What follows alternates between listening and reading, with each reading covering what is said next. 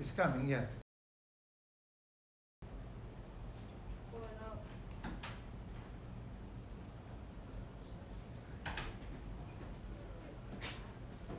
Good morning, Kahal Kadosh. Beruchim Abayim to everybody.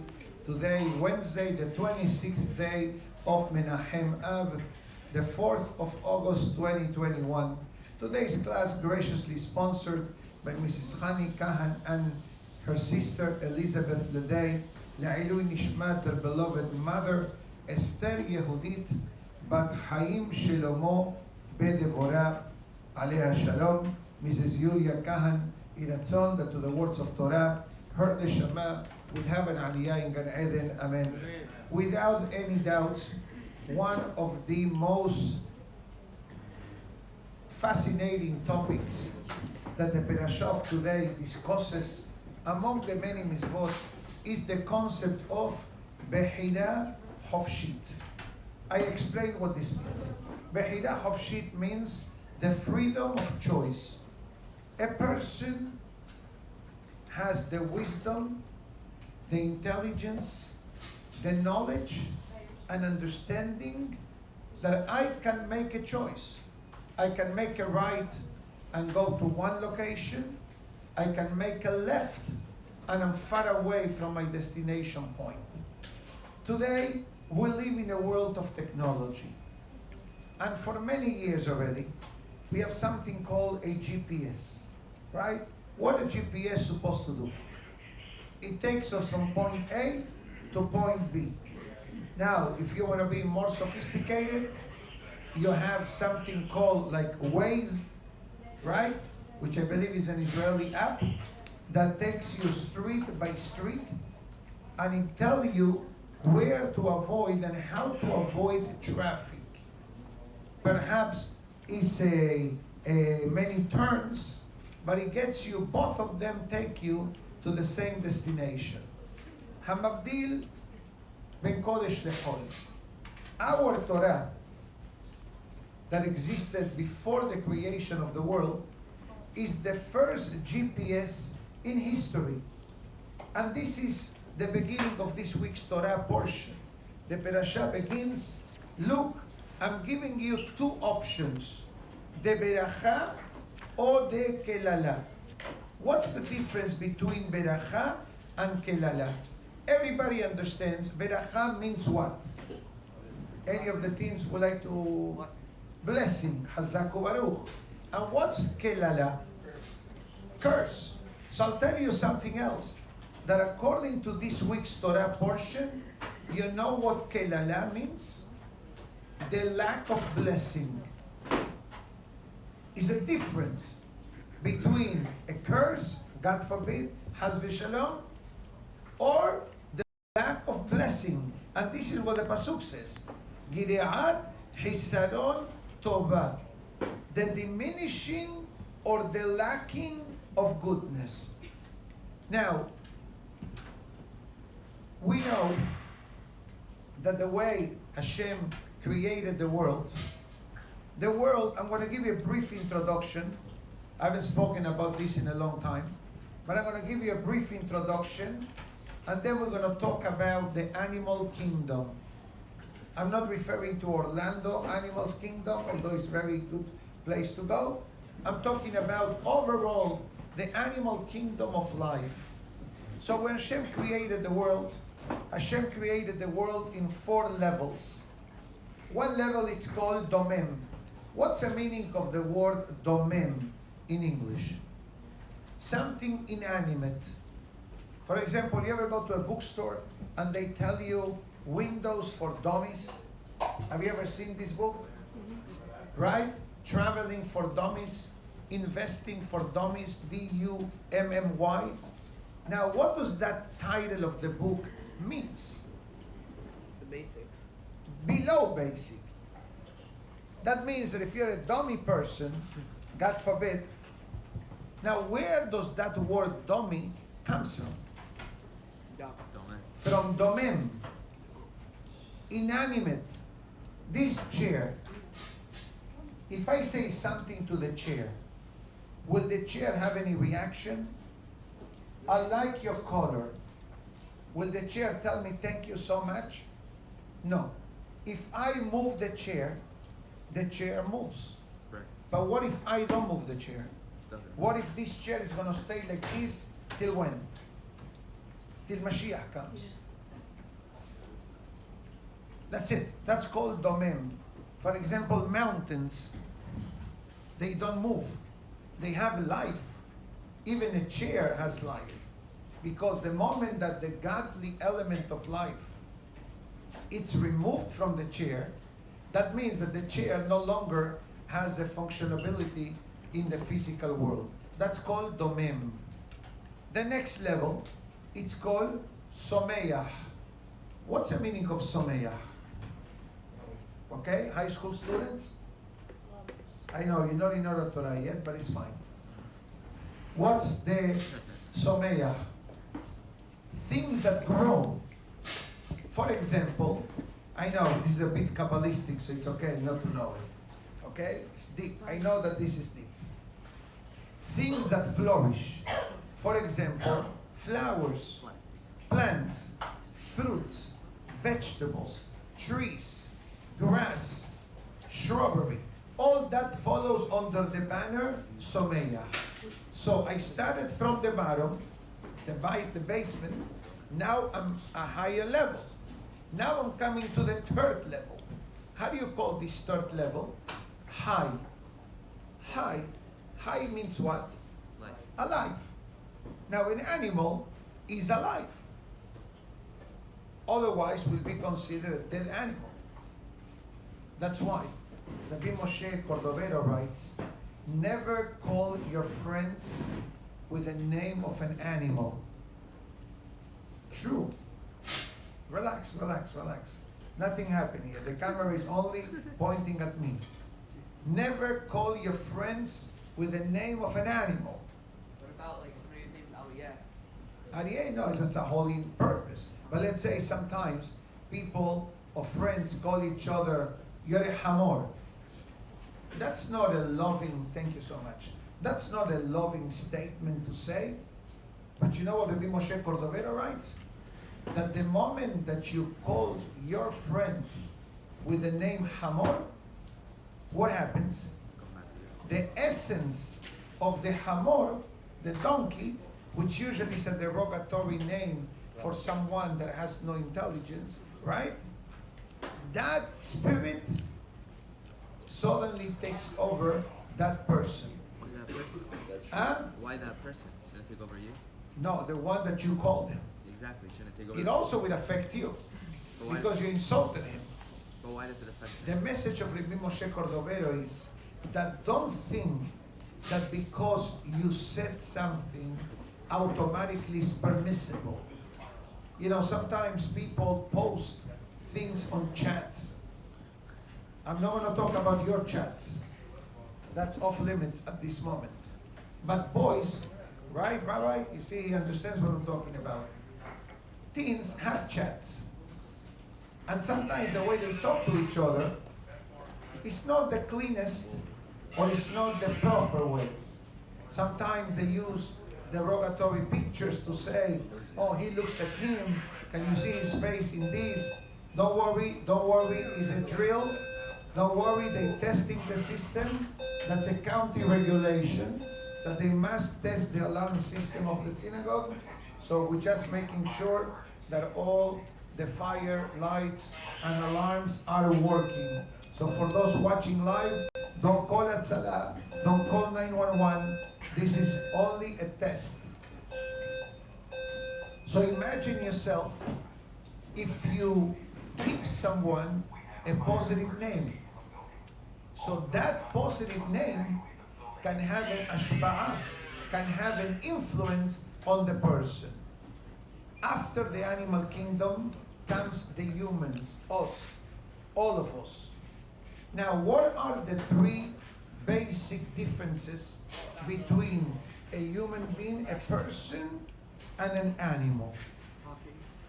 Excellent answer. Number one, we are able to talk, we are able to communicate, right? For example, you were born where?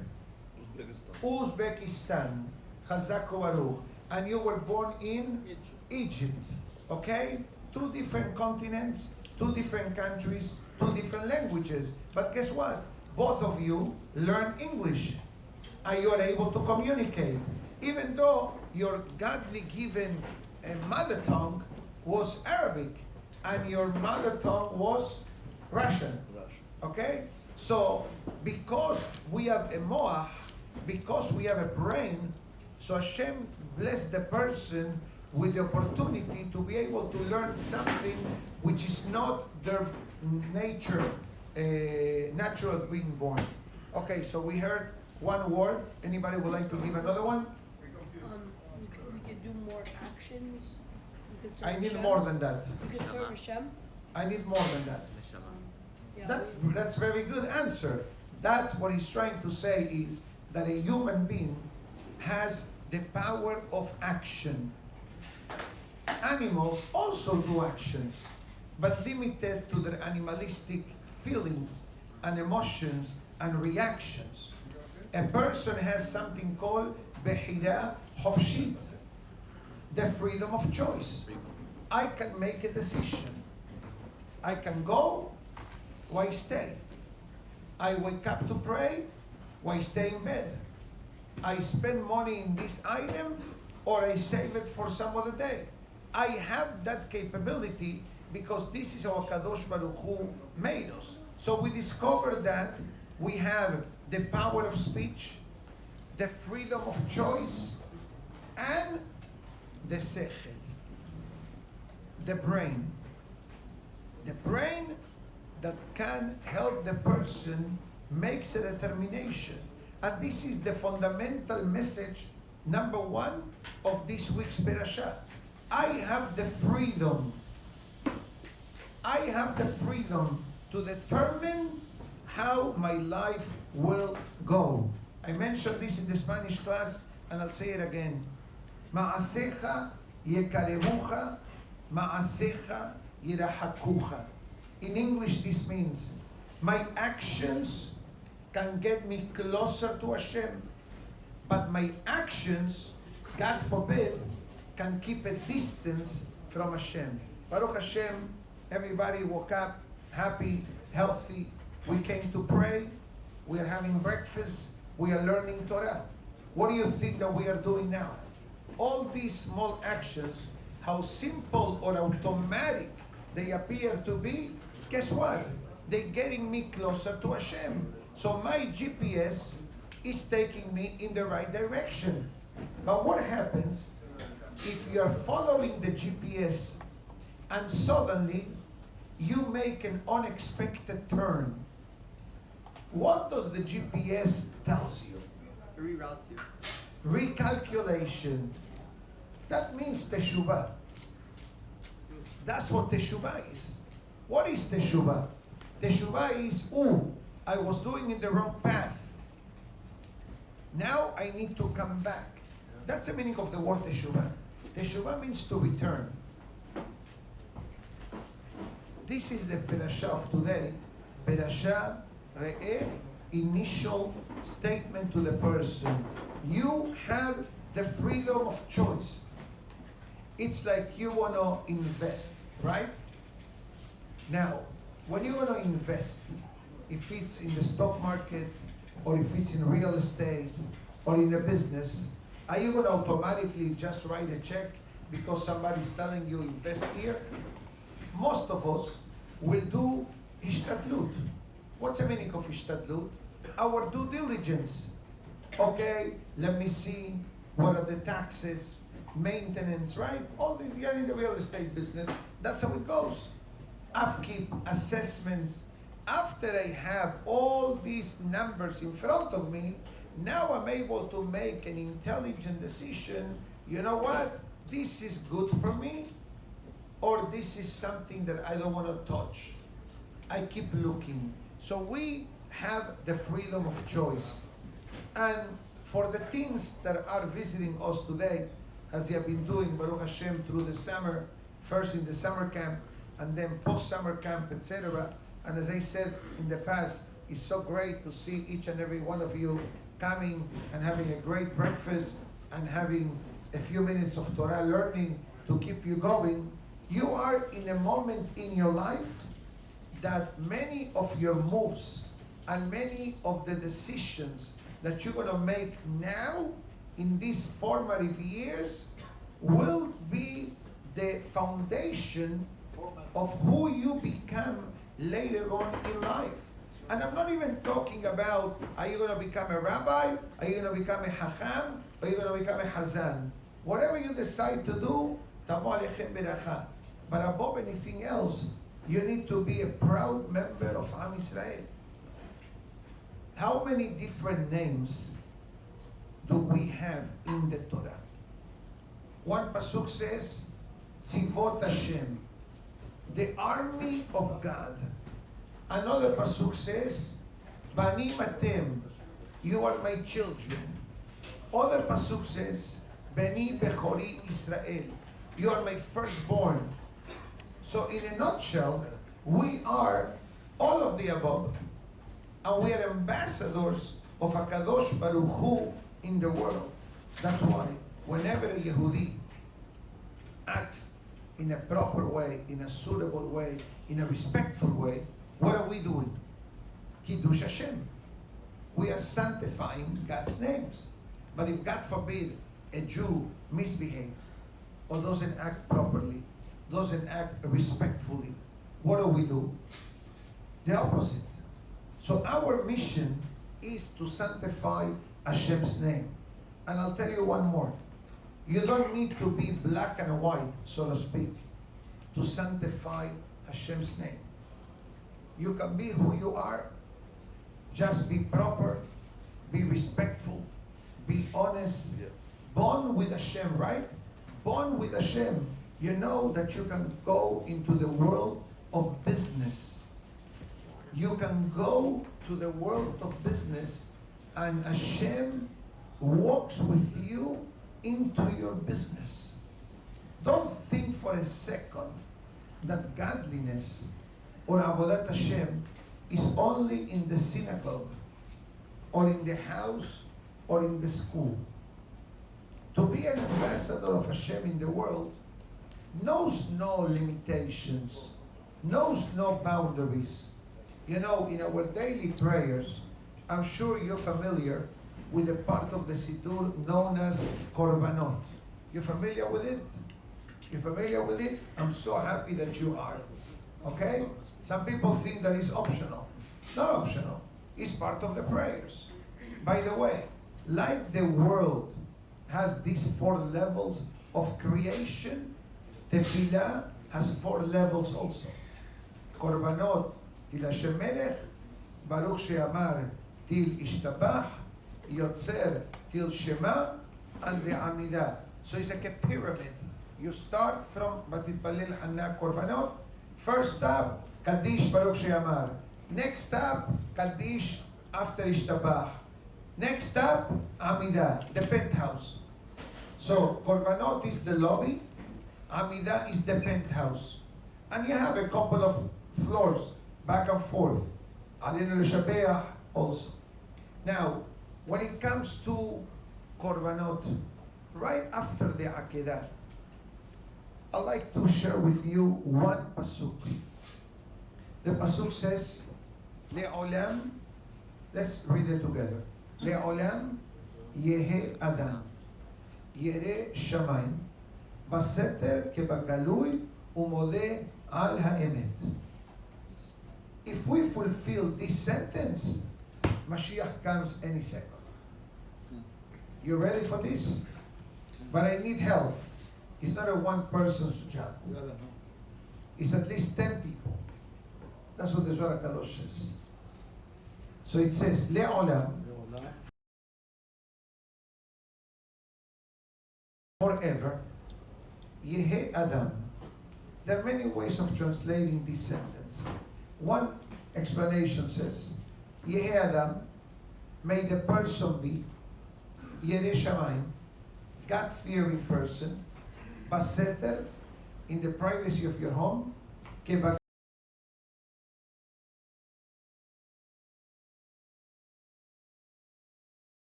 Okay? You behave, I'm going to talk about myself. I behave good on the street. I behave good in the synagogue. Why? Because you're on the spotlight. Are you going to call your friend with a derogatory name if I'm in front of you? Yes or no? No. Why not? Because you're embarrassed.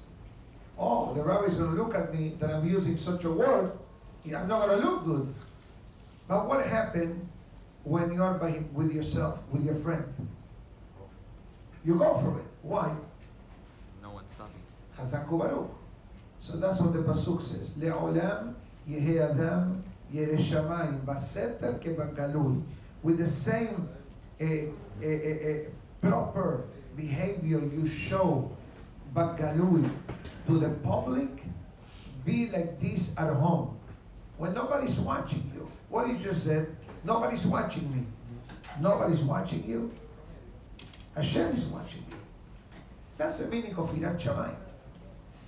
Understanding that Hashem is with us. Are we perfect? Guaranteed, no. We all have our nisyonot. But that doesn't mean that we're going to throw in the towel immediately. Oh, because I'm a human and I have a nisayon, forget about it. No, I mean, saying that is not believing in yourself, not giving a fair chance to become a good Yehudi. And I repeat, I didn't say to become a huge rabbi or to become a huge Rosh Kollel or Rosh Yeshiva. No, we're talking about be a normal Yehudi. We can explain this additionally. Le'olam yehe adam. First, you need to be a human being. What does it mean, a human being? Don't act like an animal. Chazaku Baruch. Act respectfully. Act with derecheres, with midot tovot. You know, how many different words exist in the Hebrew vocabulary that talks about a person, a human being? Let's think together. Ish, Anashim, Gever, Gevarim, Isha, Nashim, right? So every one of these words have a singular and a plural, with one word that talks about a human being, Adam. The word Adam, we don't say Adamim. We say Adam. You know why? I am you and you are me. Even though we may have a few years apart, right? How old are you now? 13. So I think that I went around the block a few times already, but still, there is hope still. Okay, Baruch Hashem. Okay? So how can I say I am him and he is me? The short answer is that I'm not referring to the physical age or the body of the person. We're talking about the neshama. So when I see you, I see myself in the mirror, spiritually speaking. That's why the pasuk says, "Ve'afta le'acha kamocha." What does it mean, kamocha? Like yourself. Like yourself. So when I want to do something to you, I need to ask myself if this is what I want that somebody to do for me or not. You remember the famous story, I'm sure, of the Gentile who went to Hillel. Right? There are three stories there. I'm going to concentrate in one. And he went first to Shammai. And it says, I want to learn the Torah. How long? On 1 foot. On 1 foot. How long? How much can you learn Torah on 1 foot? Not much. How long can you stand on 1 foot? Seconds? Maybe a minute? If you are Superman, maybe 2. Superman can do more than 2 probably, but okay. Hamavdil ben Kodesh lechol. So when Shammai says it's impossible, he showed him the door. He says there's nothing to talk. He went to Hillel. What Hillel said? Remember that? Yeah. Chazak u'baruch. Excellent answer. Right. Excellent answer. What Hillel says, very simple. What you don't like to be done to you, Don't do it. don't do to others. So guess what? If every time I need to say or do something, I'm gonna think, hold on, will I like that somebody calls me this derogatory name? Or someone will be happy if whatever? Obviously not. So that way of thinking, the Torah tells us, is gonna help you to become, number one, a Ben Adam with derech eretz, midot tovot. At the end of the day, we cannot separate midot tovot and derech eretz from avodat Hashem. Serving Hashem, avodat Hashem, is not limited only on I pray 3 times a day, I'm done. That's only one component of life.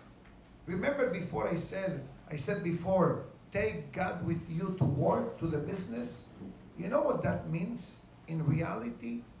It means that you, besides praying and having breakfast and learning Torah, the conduct that you display in the world of business supplements every other part of Avodat Hashem, every other part of spiritual life. Because if I do the morning prayers, learning and eating and all that beautiful, but once I go to work, I remove my mask and I show my true colors, and then I talk like a goy, I curse and I cheat and I'm not honest and I mistreat people, God forbid, guess what? That's not Avodat Hashem. That's the opposite. And that's why the Tefillah says, Le'olam hi Adam, first be a Ben Adam. Derech eretz midot tovot. Then Yireh Shamayim. Be fearful of God. And when I say fearful of God, maybe in English, that's how we explain Yireh Shamayim. But there is no fear involved. Are you afraid of anything? What about you? Are you afraid of anything? Yes. Don't answer me. What about you? No, some people are afraid of going to swim. Okay? But I'm not talking about fear of something. Oh, I don't want to get wet, I don't want to get a cold. That's fine. It's okay. You have to use your sechel. Okay? You have to make your ishtadlut. So many lessons we learn. First, behira hofshit. You have the freedom of choice to make decisions for your life. And if you don't know the decisions to make, ask. Ask for help. Sometimes it could be to your parents, sometimes it could be to your rabbi, sometimes it could be to a rabbi, sometimes it could be to a good friend that's going to give you a good influence. And it's okay not to know everything. You know what the Rambam says in the Moreh Nebuchim? He says, En simcha ke atarat sefekot. There is no greater happiness in life like the removal of doubts. You have doubts in your life because you are human. It's not a problem to have doubts. Okay? It's not a problem. It's okay to have doubts. But don't let the doubt linger and then you get stuck in your life. The clock is ticking, the days are going by, the years are going by, and you're stuck in the same position. That's why it says, the Rambam, once you are able to remove that doubt, you're moving on to the next level in your life as a person, as a human being, and obviously as a Yehudi. And that's we say, Yireh Shamayim. Baseter, when nobody sees you, kevat galui. I tell you a story many years ago. A great rabbi was asked by a person in Israel, Rabbi, I want you to give me a letter of recommendation for me to be a mashgiach. And the rabbi said, not today, not today. Finally, the person put him against the wall, and he says, Rabbi, I need the letter now. I'm going to go with you to the office, write it. So the person went with the rabbi to the office, and the rabbi did not want to write what he really wanted to write about this fellow. Because when you're going to become a mashgiach of kashrut, there is a certain level of expectation in your lirat shamayim, in your behavior, etc. So the rabbi said, this person hu yireh shamayim barabim. What does that mean? Now you got it? Yeah. He's a good, fearing person publicly. Yani the rabbi says, I don't know what happens behind closed doors. I don't know. If you want to take him, you got to do your due diligence. Another story happened with another rabbi. And when he wrote a letter of recommendation, what did he wrote? ויקיים בו הפסוק, לא תבשל גדי בחלב עמו. May fulfill upon you the verse, don't cook meat and dairy together. Now, the person's, wow, he says, he even quoted the pasuk from the Torah. So he brings this letter of recommendation to another rabbi, and the rabbi understood the reading between the lines. This is basar behalav. This is a person that has a multiple personality, in the sense of, in his spiritual life, there is like confusion, God forbid, meat and dairy together. And this is why the parasha begins, and it says, you need to believe in yourself. Do you believe in yourself? Don't answer me. I'm sure you do. Doesn't say. No, he doesn't have to say. I see it in his writing. The writing is on the wall. Okay. Although you can move your head a bit so you can see the forehead better. But Bekitsur is that a person needs to believe that HaKadosh Baruch Hu gives us kohot. We have the potential. We have the power. You know the Gemara, and this will finish, Be'ezrat Hashem. The Gemara brings 3 statements. I'm going to say them in Hebrew and will translate, and I want you to take this with you. The Gemara writes, בדרך שאדם רוצה ללכת מוליכים אותו. In the pathway that the person chooses to follow, that's how he will be guided. In other words, you gravitate, and whatever you gravitate into will have an influence in your life. Imagine yourself, you walk into a store that sells perfumes. When you come out, even you don't buy anything, how are you going to smell? Perfume. Why? Because you walk into a nice environment. Yeah. But imagine yourself, if you walk into a fish store or a butcher shop, how are you going to smell? Like fish. Exactly. Also, your surroundings have an ashba'ah, have an influence on the person. That was statement number 1. Statement number 2, haba leitaher mesayein lo. A person that wants to get closer to HaKadosh Baruch Hu, meaning a person who wants to purify themselves, Shamayim says, you know what? You want to get close to Hashem, we're going to help you. Suddenly, you find siyata dishmaya, heavenly assistance, the tefillah becomes nicer, your behavior is better, your friends become better, your Torah learning becomes more inspirational and influential in your life. But, the third statement says, Havali tameh pothin lo.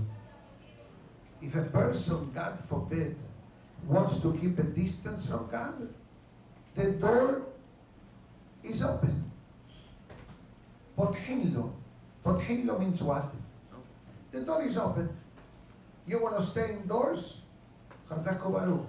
You want to go outside? Nobody stops you.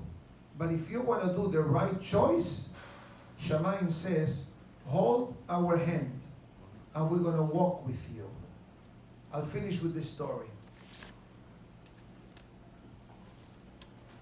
Some of you may have heard this, but since we have a new audience today, I think that is suitable.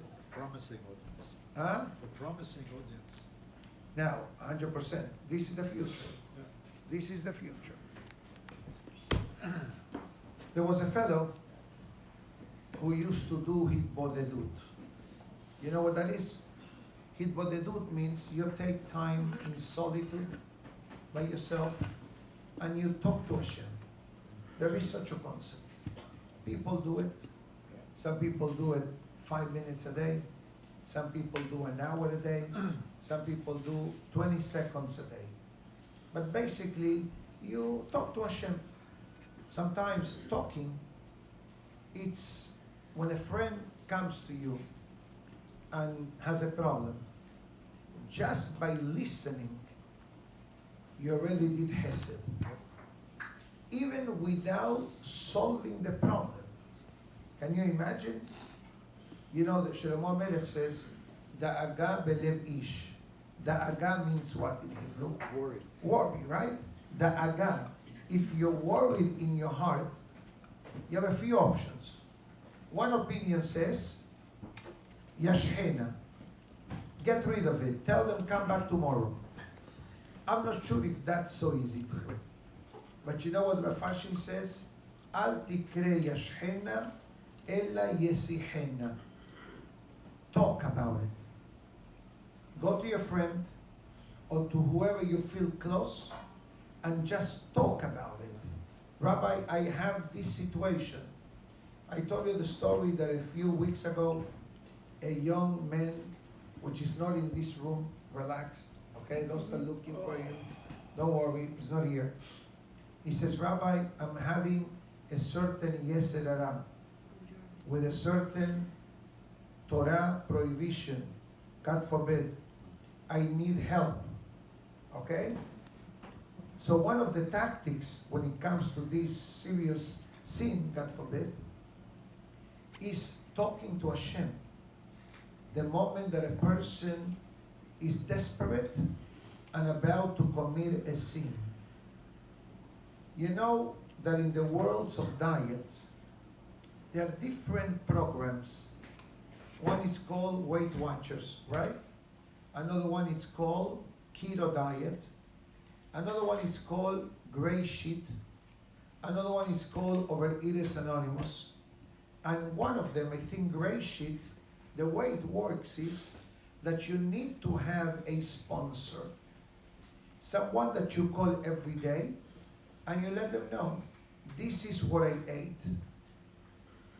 But guess what? There is, in the same program, I'm 98% sure that this is the program that has it, that in the moment of an emergency, you know what an emergency means? That you want to eat in between meals.